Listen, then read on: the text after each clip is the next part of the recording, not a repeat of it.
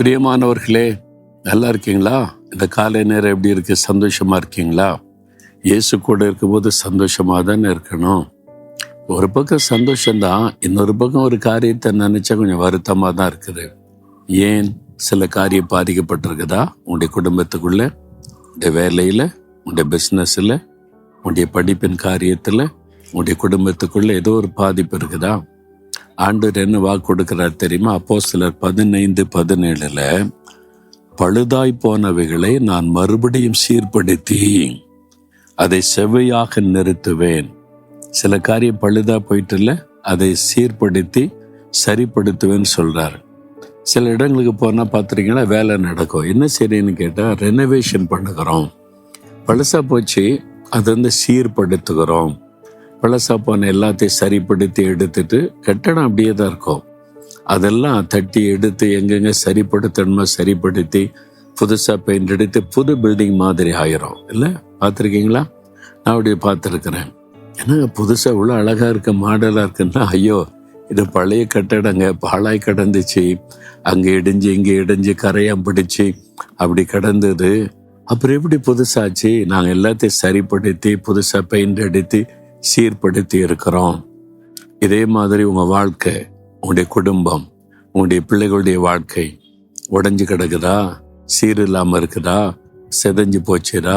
சீர்படுத்தணும், சரிப்படுத்தணும். உங்களுடைய ஊழியம், உங்களுடைய ஃபேமிலி லைஃப், உங்களுடைய பிஸ்னஸ் பாதிக்கப்பட்டு போச்சு, எங்கேயும் மிஸ்டேக் பண்ணிட்டேன், அது இப்போ செதஞ்சு போச்சு. ஆண்டவர் அதை சீர்படுத்தி ஸ்திரப்படுத்துவேன்னு சொல்றார். அவர் கையில் நீங்க ஒப்பு கொடுக்கணும், அவ்வளவுதான். சரியான ஆட்கையில கொடுத்தா அதை சீர்படுத்திடுவாங்க. அதனால இயேசு கிறிஸ்து தான் சரியானவர். உடைய உடைந்து போன சீர்கெட்டு போன வாழ்க்கையை சீர்படுத்தி அதை சரிப்படுத்த வல்லமையுள்ள ஒரு இயேசு. இந்த முழு உலகத்தை ஆண்டவர் உண்டாக்கி அழகாய் சிருஷ்டித்தார்ல, அது ஒழுங்கின்மதி வெறுமனையா இருந்தது. ஒழுங்கெல்லாம் போச்சு. சாத்தான் பல காரியத்தை செய்து ஒழுங்கினமா மாத்திட்டான். தேவன் அதை ஒழுங்கா மறுபடியும் சிருஷ்டித்து அழகாய் மனிதன் கையில் ஒப்பு கொடுத்தார். பிசாசு மறுபடியும் மனிதனுக்குள்ளே நுழைந்து பாவம், சாபம், பல கேடான காரியத்தை கொண்டு மாத்திட்டான்.